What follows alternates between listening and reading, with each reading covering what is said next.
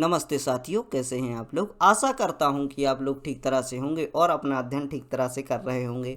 भारतीय राज्य व्यवस्था का यह 73वां व्याख्यान है और इसके अंतर्गत हम national commission for schedule caste यानी इसको आम बोलचाल की भाषा में राष्ट्रीय अनुसूचित जाति आयोग कहा जाता है।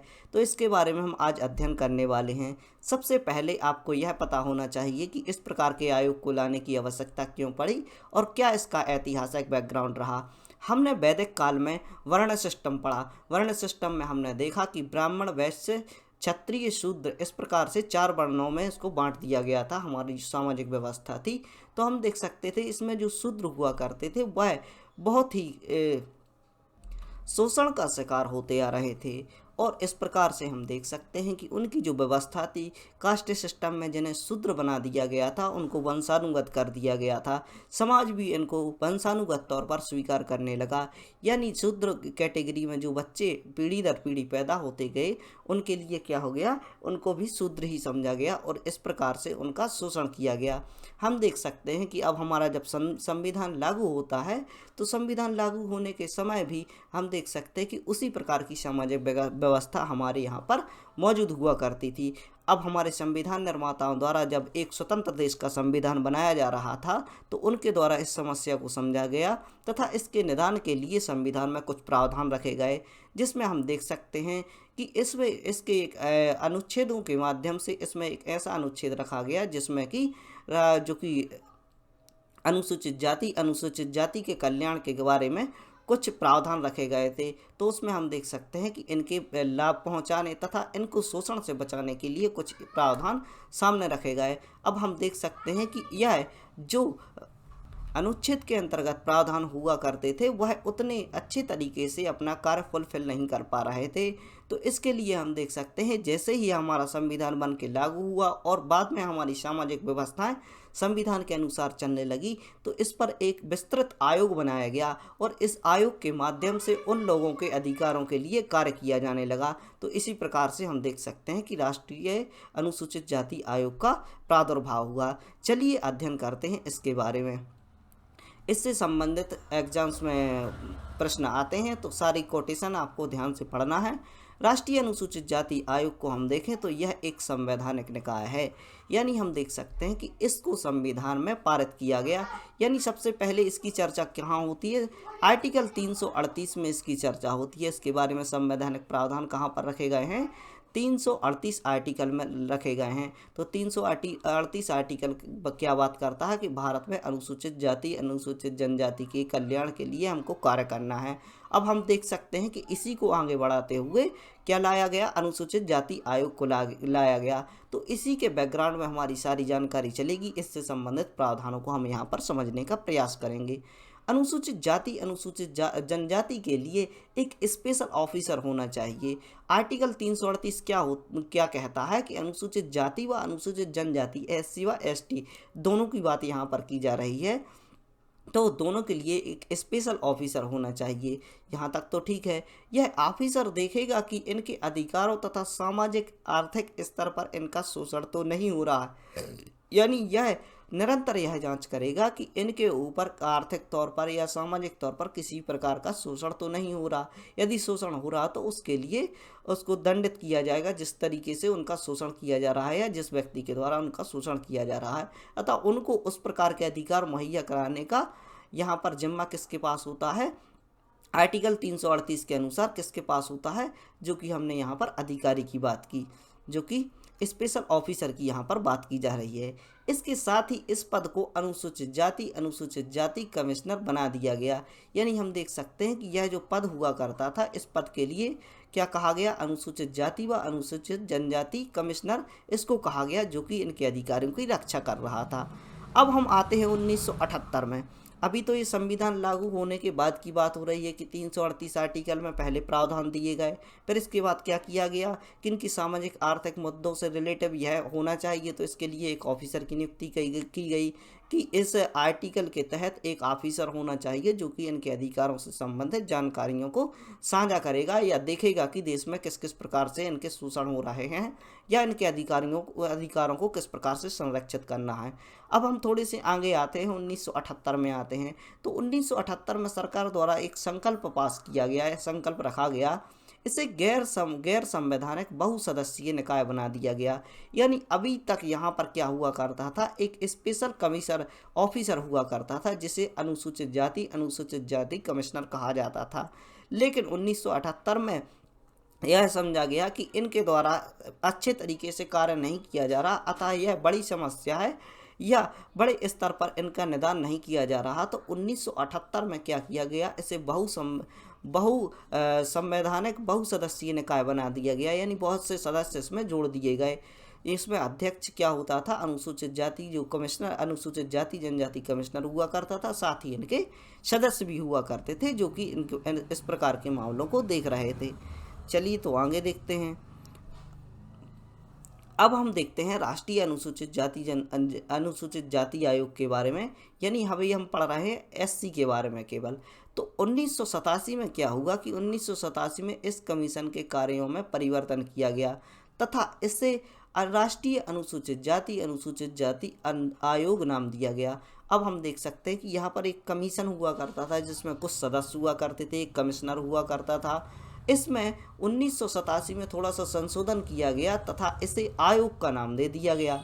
अब हम देख सकते हैं कि 65वां संविधान संशोधन, जो कि आपको याद रखना 1990 में लाया गया, यह बहुसदस्यीय निकाय को राष्ट्रीय अनुसूचित जनजाति आयोग बना दिया गया। तो आयोग कहाँ से पर निकल कर आया, 1990 में निकल कर आया। और बात कहाँ से की जा रही थी, 1950 में हमारा देश आज़ाद हो गया था और 1950 में हमारा मतलब आज़ाद होने के बाद जो हमारा संविधान था 26 जनवरी 1950 को लागू कर दिया गया था और इसके बाद निरंतर ही इसमें परिवर्तन होते जा रहे थे।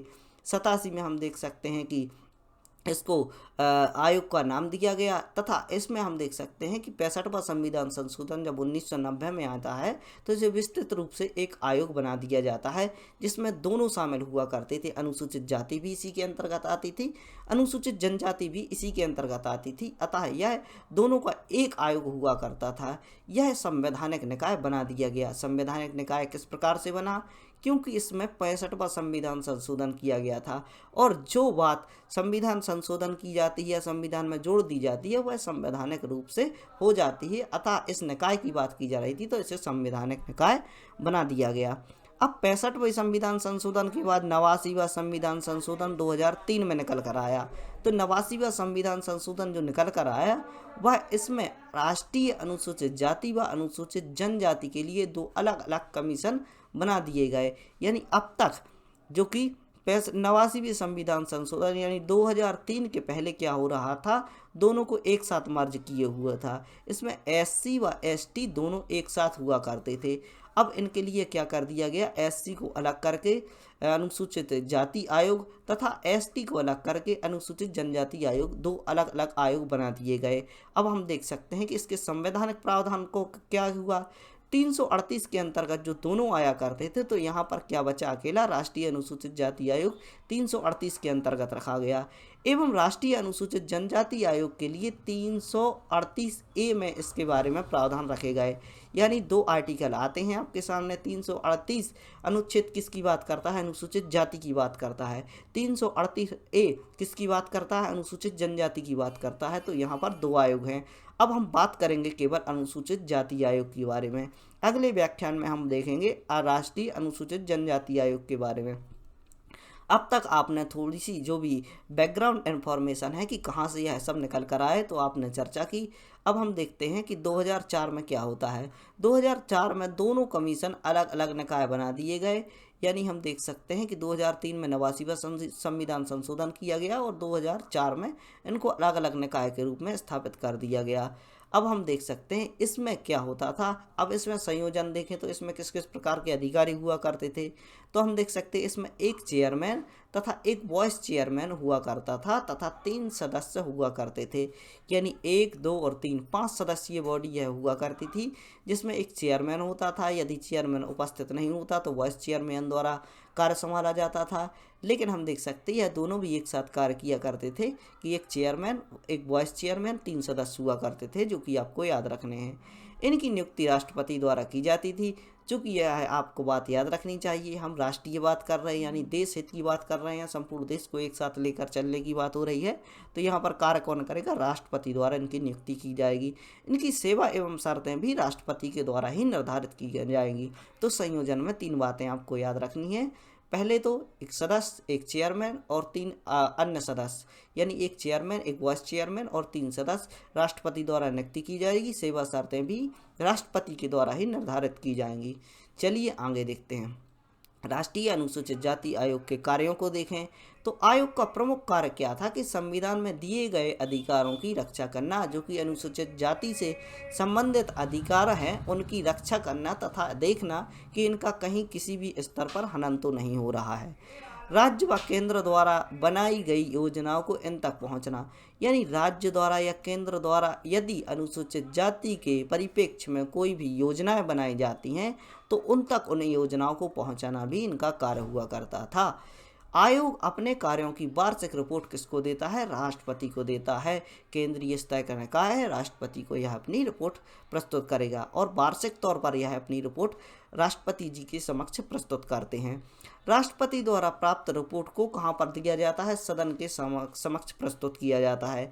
यानी हम देख सकते हैं कि जैसे ही इनका जो चेयरमैन होगा वो लेकर जाएगा और राष्ट्रपति के पास वार्षिक रिपोर्ट को देगा और वार्षिक रिपोर्ट जो होगी वह राष्ट्रपति द्वारा सदन में प्रस्तुत की जाएगी। राष्ट्रपति यहाँ पर क्या होता है? राष्ट्रपति के साथ काउंसिल ऑफ मिनिस्टर होते हैं, मंत्रिमंडल होता है। तो यहाँ पर हम देख सकते हैं सदन में जब उसको लाया जाता है तो राज्यसभा व लोकसभा यहाँ पर हुआ करती है, तो इनके समक्ष पेश किया जाता है। रिपोर्ट से संबंधित राज्य के गवर्नर को भी भेज दिया जाता है। इसकी एक प्रति होती है जो कि कहाँ पर भेज दी जाती है? राज्य के गवर्नर के पास भी भेज दी जाती है, जो कि उस योजना से संबंधित है, यानी और जहाँ पर भी इससे संबंधित कार्य किए जा रहे हैं। या हम देख सकते हैं कि संपूर्ण देश की बात होती है तो सभी राज्य के गवर्नर के पास भी इसकी प्रति जाएगी।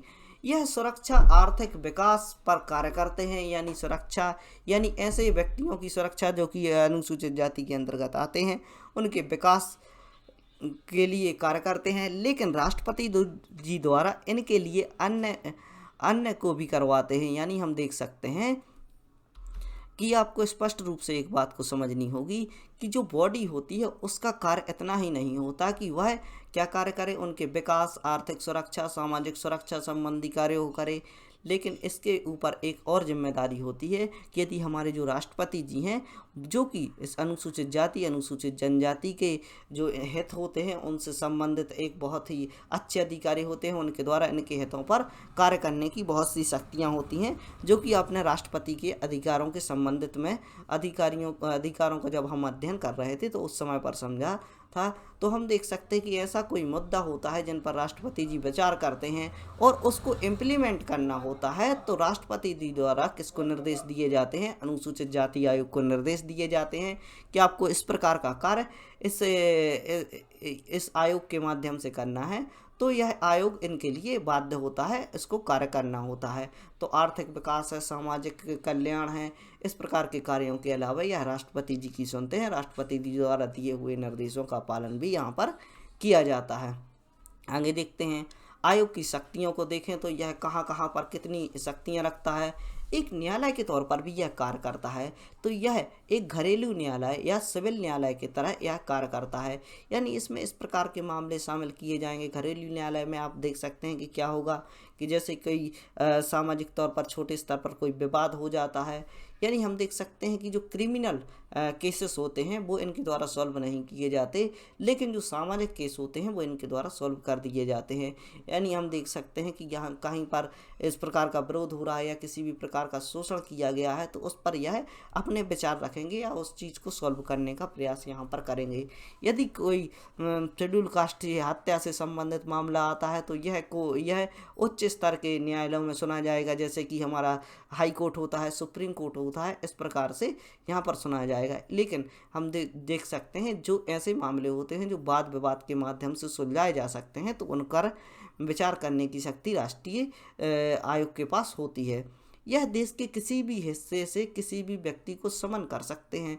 तो आपको यह जानकारी होनी चाहिए कि राष्ट्रीय स्तर की बॉडी है, और यदि राष्ट्र अनुसूचित जाति से संबंधित कोई भी प्रकार का ऐसा मामला आता है कि उस व्यक्ति पर रिपोर्ट दर्ज की जाती है, तो वह भारत के किसी भी कोने में हो तो उस पर समन किया जा सकता है या उसको अपने समक्ष बुलाया जा सकता है। अनुसूचित जाति संबंधी रिकॉर्ड की जांच करना है, यानी अनुसूचित जाति से संबंधित यदि कोई भी सरकारी कार्य किया जा रहा है, यदि उससे संबंधित कोई योजना चल रही है, तो उसके जो रिकॉर्ड होते हैं, जैसे कि कोई दफ्तर में अनुसूचित जाति के समक्ष कोई आरक्षण का कोई मुद्दा है और उसके डॉक्यूमेंट्स उसके पास हैं, तो यह किसी भी जो गवर्नमेंट का जो ऑफिस होता है तो वहाँ पर जाकर उनके रिकॉर्ड की जांच कर सकते हैं। राष्ट्रपति द्वारा संज्ञान में लाए जाने पर मुद्दों पर कार्य करने की शक्ति भी होती है, यानी राष्ट्रपति जी द्वारा कोई भी ऐसा मुद्दा संज्ञान में लाया जाता है जो कि इनके हित से संबंधित है, तो उस पर कार्य करने की शक्ति भी किसके पास होती है? अनुसूचित जाति आयोग के पास होती है। एवं राष्ट्रपति जी के पास भी शक्ति होती है कि वह अपने कार्यों को जो भी इनसे संबंधित हैं आयोग से करवा सकें। यदि सरकारी योजना अनुसूचित जाति से संबंधित हैं तो केंद्र व राज्य द्वारा आयोग के साथ चर्चा की जाएगी। यानी कोई सरकारी योजना आपको लाना है तो हम देख सकते हैं कि जो सरकारी योजना है अनुसूचित जाति से संबंधित हैं, तो हम देख सकते हैं केंद्र व राज्य के जो आयोग होंगे तो उनके साथ चर्चा की जाएगी। यानी हम देख सकते हैं कि केंद्र व राज्य से संबंधित कोई भी इस प्रकार की योजना आती है जिनमें कि इनके हित शामिल होते हैं, अनुसूचित जाति के हित शामिल होते हैं, तो इनसे भी चर्चा की जाएगी। यदि आयोग के पास अन्य पिछड़ा वर्ग व एंग्लो इंडियन से संबंधित कोई मुद्दा आता है तो उसे राष्ट्रपति के समक्ष प्रस्तुत किया जाएगा। यानी हम देख सकते हैं कि इस प्रकार के आयोग के पास ऐसे मामले भी आ जाते हैं जो कि ओबीसी से रिलेटिव हैं या एंग्लो इंडियन से रिलेटिव हैं, तो उनको कहाँ पर ट्रांसफ़र कर दिया जाएगा? उसे राष्ट्रपति के समक्ष प्रस्तुत कर दिया जाएगा। तो इतनी जानकारी आपने प्राप्त की अनुसूचित जाति आयोग के बारे में, इसके सदस्य एवं अध्यक्षों के बारे में समझा, इसके कार्य समझे कि किस किस प्रकार के यह कार्य करते हैं। संयोजन में हमने देखा कि किस किस प्रकार के अधिकारी यहाँ पर हुआ करते हैं। राष्ट्रीय अनुसूचित जाति आयोग से संबंधित और भी जानकारी, इसके जो एवोल्यूशन हुआ, किस प्रकार से इसमें परिवर्तन हुआ, 1987 में हमने क्या चर्चा की, थोड़ी सी आगे से देखते हैं इसके बारे में। सबसे पहले हम देख सकते हैं कि संविधान के 338 आर्टिकल में इसकी चर्चा की गई थी कि अनुसूचित जाति के लिए हमें कुछ प्रावधान बनाने हैं। क्यों चर्चा की गई थी? हम देख सकते हैं कि हमारी संविधान सभा में प्रमुख रूप से जो कार्य किया उन्होंने BR अम्बेडकर जी के द्वारा किया गया, जो कि इस प्रकार की समस्या को पहले से ही समझ चुके थे कि भारत में इस प्रकार की समस्याएं हैं, अतः उनके द्वारा इस पर विचार किया गया। लेकिन विचार यहाँ तक सीमित नहीं था और जो जाति की समस्या है भारत में बहुत ही विस्तृत स्तर पर हुआ करती थी, अतः इसके निदान के लिए एक बॉडी की आवश्यकता थी। हम देख सकते हैं कि धीरे धीरे क्या होता है, जैसे ही हमारा संविधान वर्क करने लगता है, हमारे जो देश वर्क करने लगता है संविधान पारित होने के बाद, तो एक ऑफिसर की आवश्यकता होती है। तो इसके लिए ST के लिए एक ऑफिसर की नियुक्ति कर दी जाती है। नियुक्ति करने के साथ ही हम देख सकते हैं कि 1978 तक जो हमारा समय जाता है, तो यहाँ पर एक संकल्प प्रस्तुत करके बहुसदस्यीय इसको निकाय बना दिया जाता है। इसमें सदस्यों को भी शामिल कर दिया जाता है। 87 में और भी परिवर्तन होते हैं, तो यहाँ पर इसको एक आयोग नाम दिया जाता है। अब हम देख सकते हैं आयोग तो नाम दे दिया गया, लेकिन हम इन पर संवैधानिक रूप से कार्य नहीं किया गया। लेकिन हम यहाँ पर देख सकते हैं कि 65वां संविधान संशोधन आता है, तो यह जो बहुसदस्यीय निकाय हुआ करता था उसे SC/ST कमीशन बना दिया जाता है, यानी अनुसूचित जाति आयोग यहाँ से निकल कर आता है। 89वां संविधान संशोधन 2003 में निकल कर आता है, तो हम देख सकते हैं कि इनको सेपरेट कर दिया जाता है। यह जो आर्टिकल है बहुत ही महत्वपूर्ण है, इसलिए आपको दोबारा इन चीज़ों के बारे में बता रहे हैं। आपको याद रखनी चाहिए कि 89वें संविधान संशोधन द्वारा 2 आयोग निकल कर अलग हुए। इसमें हम देख सकते हैं कि अनुसूचित जाति के लिए 338 आर्टिकल के अंतर्गत चर्चा की जाती थी। अनुसूचित जनजाति के लिए 338 आर्टिकल A के तहत इस प्रकार की चर्चा की जाती थी। 2004 में सेपरेट कमीशन बना दिए गए। तो इस प्रकार से आपको यह बातें याद रखनी है। संयोजन आपने देख ही लिया हो गया, तो बहुत सी जानकारी हमने यहाँ पर प्राप्त की। इसी प्रकार के अध्ययन के लिए बने रहें study right by Mani Pandey से, और करते रहें अपना अध्ययन। हम आपको सारी पॉलिटी कवर करा रहे हैं, 73 लेक्चर आपके आ चुके हैं। इस प्रकार के बच्चे जो कि इस प्रकार की शिक्षा प्रदान करना चाहते, प्राप्त करना चाहते, तो उन तक इस लेक्चर को पहुंचाने का विचार करें और उन तक इस प्रकार की शिक्षा को पहुंचाएं। आप आसानी से इसको शेयर कर सकते हैं, उनके साथ साझा करके उनको बैठा सकते हैं, इस प्रकार की जानकारी उनको दे सकते हैं। तो पढ़ते रहिए, खुश रहिए। जय हिंद, भारत माता की जय। मिलते हैं आपसे अगले लेक्चर में।